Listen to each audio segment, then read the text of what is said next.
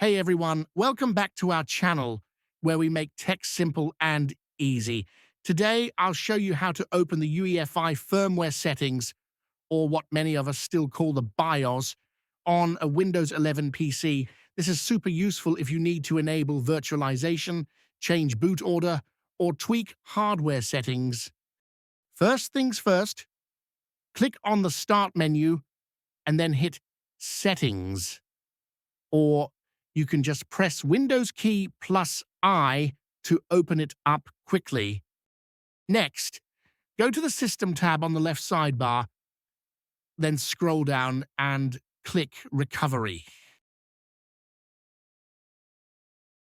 Under Recovery options, look for Advanced Startup.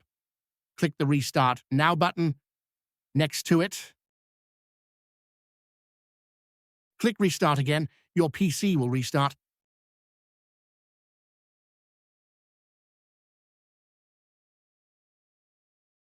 It will bring you to a special blue menu. Once you're in, click on Troubleshoot, then Advanced Options mode, and finally, tap on UEFI Firmware Settings.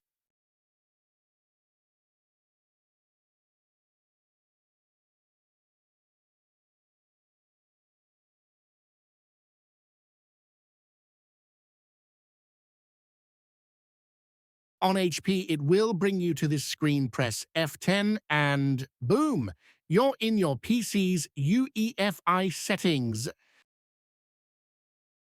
And that's it.